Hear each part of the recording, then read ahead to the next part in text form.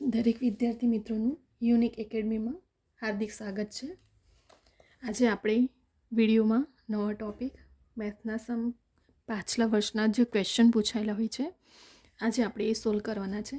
આપણે ઘણા બધા વિડીયો રીઝનિંગના, ગુજરાતી ગ્રામરના, હિસ્ટ્રીના, બરાબર, અવારનવાર આપણે ઘણા બધા વિડીયો લઈને આવ્યા છે. આજે આપણે જે પાછલા વર્ષોમાં પૂછાયેલા હોય છે એ ક્વેશ્ચન મેથના સોલ્વ કરવાના છે, બરાબર.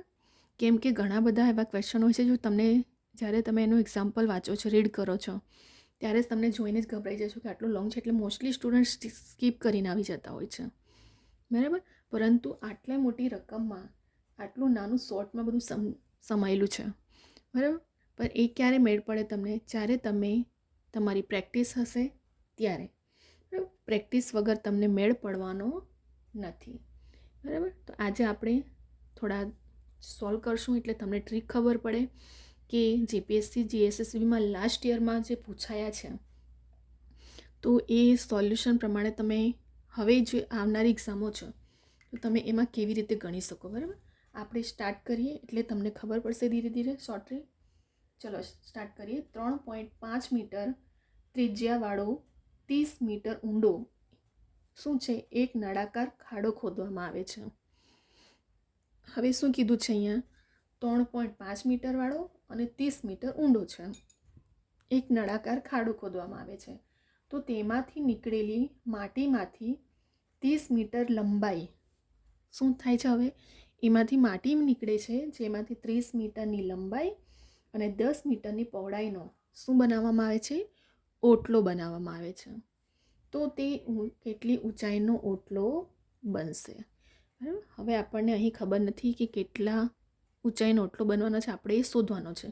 અહીં તમને ત્રિજ્યા પણ આપી છે, ઊંડો કેટલો છે તે પણ આપી દીધું છે, લંબાઈ પણ આપી દીધી છે, પહોળાઈ પણ આપી દીધી છે. હવે તમને આ ખબર પડવું જોઈએ કે આમાં કયા સૂત્ર પ્રમાણે આપણે ગણી શકીએ. તો સૌથી પહેલાં તો નળાકાર અહીં આપી દીધું છે. તો ખાડો કેવો છે? નળાકારનું ઘનફળ. તો નળાકારનું ઘનફળ બરાબર જે ઓટલો બનાવવાનો છે સમઘન ઓટલાનું લંબઘનનું ઘનફળ શોધવા માટે સૂત્ર આપણે જોઈએ છે, બરાબર. અહીંયા તમને એક્ઝામ્પલમાં આપી દીધું છે કે નળાકાર છે અને બીજું સમઘન શું ઓટલો બનાવવાનો છે, સમથળ કીધો છે, ઓટલો બનાવવામાં આવે છે. તો આપણે બંનેનું ઘનફળ શોધશું. તો નળાકારનું ઘનફળનું સૂત્ર શું છે? પાઈ આર વર્ગ એચ. શું છે? પાઈ આર વર્ગ એચ. અને લંબઘનનું ઘનફળનું સૂત્ર શું છે? લંબાઈ ગુણ્યા પહોળાઈ ગુણ્યા ઊંચાઈ. હવે આપણને બંનેનું સૂત્ર તો મળી ગયું, પરંતુ તમને સૂત્ર મોડે પણ હોવું જોઈએ ને ખબર. હું તમને એક વિડીયો બનાવીશ જેમાં તમને આ નળાકાર, શંકુના બધાના સૂત્ર સ્પેશિયલ શોર્ટમાં મળી જાય, બરાબર, જેથી કરીને તમે સ્ક્રીનશોટ લઈને પોતાની પાસે રાખી શકો છો. હવે આપણે આ સૂત્ર પાઈ આર વર્ગ એચ અને લંબાઈ ગુણ્યા પહોળાઈ ગુણ્યા એચ હવે કિંમત મૂકશું, બરાબર. અહીં પાઈની કિંમત આપણને, જો આપણે 9મા 10માંથી ભણતા આવ્યા છે કે જો પાઈની કિંમત કશું ના આપી હોય તો આપણે 22 સપ્તમાંશ લઈએ છીએ, અને જો પાઈની કિંમત એક્ઝામ્પલમાં આપ્યું હોય તો 3.14 હોય છે, પરંતુ અહીં આપણને આપ્યું નથી તો આપણે પાઈની કિંમત કેટલી લેશું? 22 સપ્તમાંશ. ત્યાર પછી ત્રિજ્યા આપણી પાસે કેટલી છે? 3.5 મીટર. કેટલી છે? 3.5 મીટર.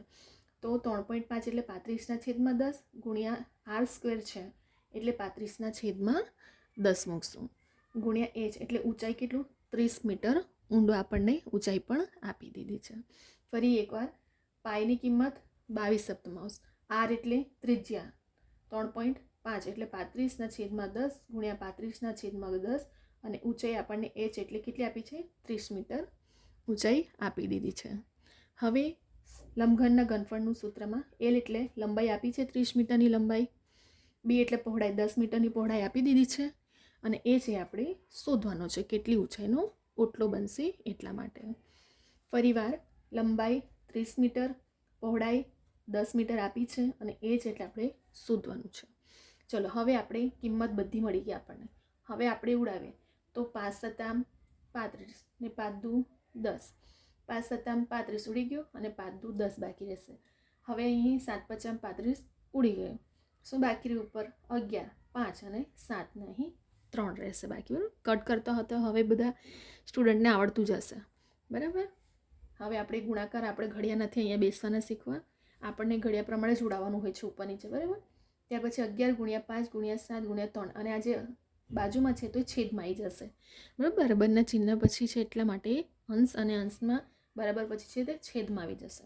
હવે 10 દુ 5 દુ 10 ઉડી ગયું, 10 તારી 30 ઉડી ગયું, તો 11 સત્તા 77, 77ના છેદમાં 10 દુ 20 બાકી રહ્યું.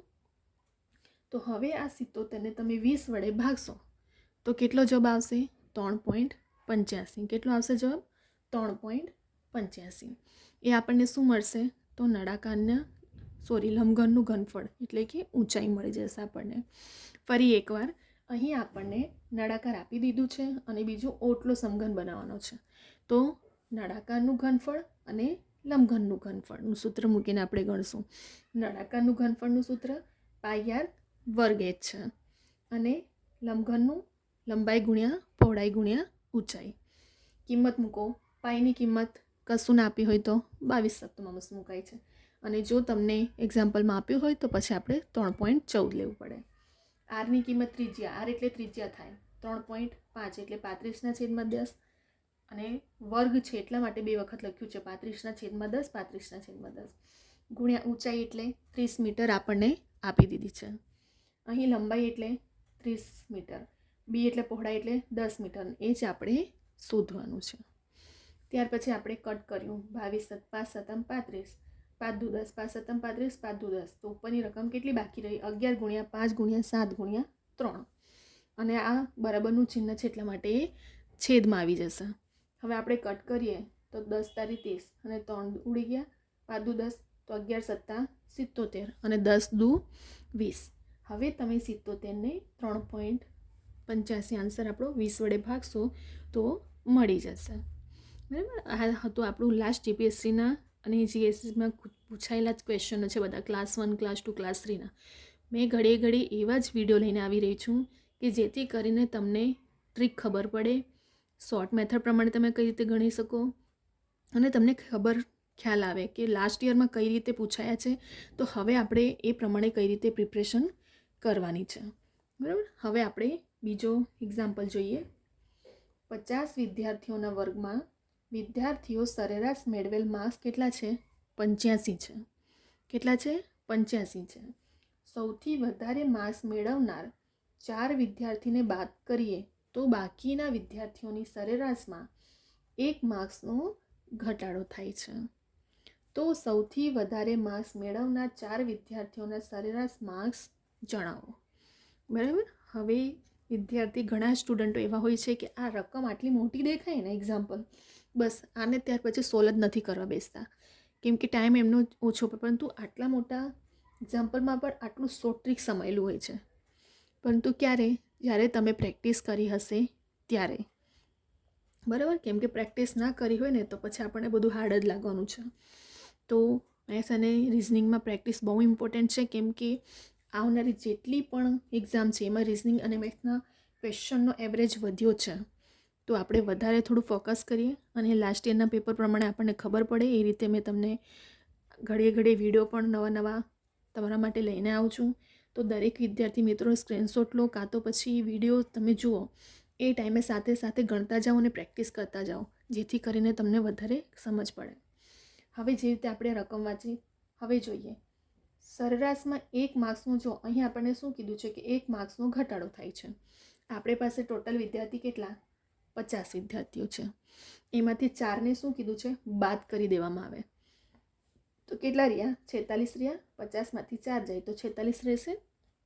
હવે 1 માર્ક્સનો ઘટાડો થાય છે તો 4 નો 1 માર્ક્સનો ઘટાડો કરીએ તો 46 ગુણ્યા 1 કરશું તો 46 ગુણનો ઘટાડો થયો.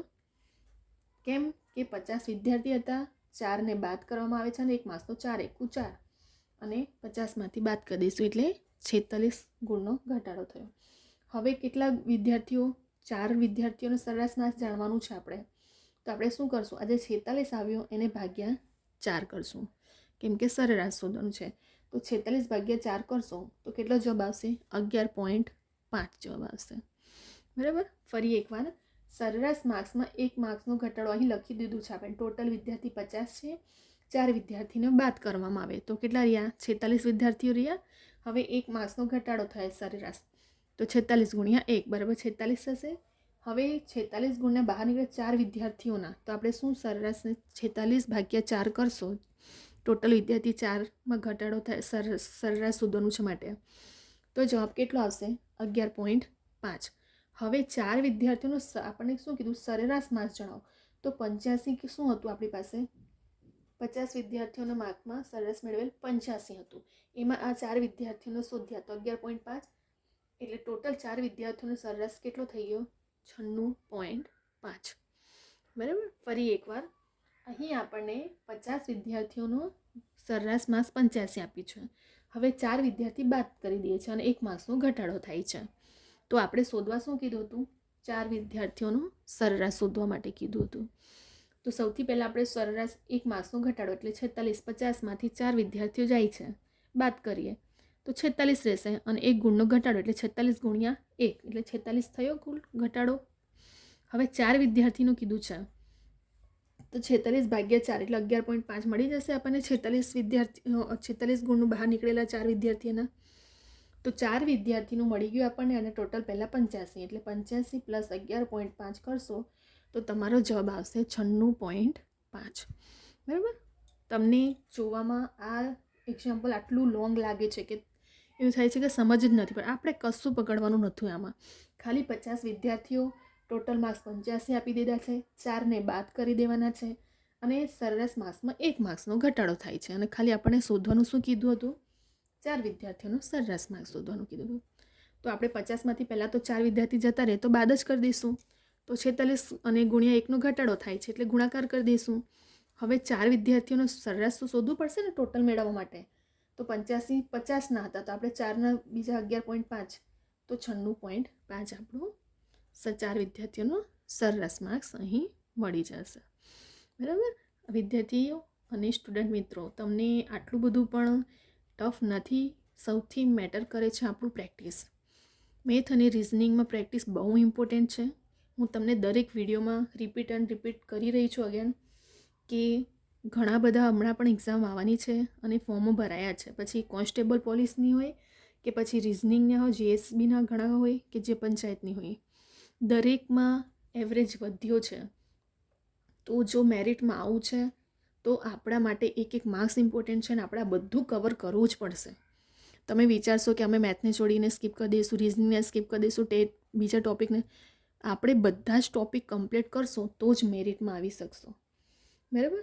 કેમ કે કોમ્પિટિશન બહુ ટફ છે અને વેકેન્સી એટલી બધી નથી હોતી જેટલી ફોર્મ ભરાય છે. તો આપણે દરેક પ્રેક્ટિસ કરશું. હું બીજા બધા પણ ઘણા વિડીયો લઈને આવીશ અને પાછલા વર્ષમાં પૂછાયેલા એટલા માટે કરાવી રહી છું કે જેથી કરીને તમને આઈડિયા આવે કે કેવા ક્વેશ્ચન પેપર સેટર કાઢી શકે છે. તો આપણે એ પ્રમાણે પ્રિપરેશન કરવાની રહેશે. બરાબર. હવે આપણે રિવિઝન એક વખત જોઈ લેજે. તે તમને મેં કીધું હતું કે અહીં નળાકાર ફર્સ્ટમાં હતો અને સમઘન. આપણે જોવાનું પહેલાં એક્ઝામ્પલ વાંચવાનું કે એમાં શોધવાનું કયા સૂત્રનો યુઝ થવાનો છે. તો નળાકારનો હતો અને સમઘનનું. તો નળાકારનું સૂત્ર πr વર્ગ h અને લંબઘનનું L ગુણ્યા B ગુણ્યા h.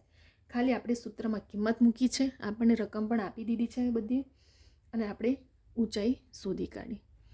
એવી જ રીતે આમાં પણ ખાલી સ્ટેપ બાય સ્ટેપ ગયા છે કે 50 વિદ્યાર્થી, માર્ક્સ પણ 85, 4 વિદ્યાર્થીને બાદ કરી દીધું, 1 ગુણનો ઘટાડો એટલે આપણે ગુણાકાર કરીને 4 વડે વિદ્યાર્થીઓને ભાગી ગયા અને ટોટલ 85માં એડ કરી દીધું. બીજું કશું આમાં એક્સ્ટ્રા નથી. બરાબર.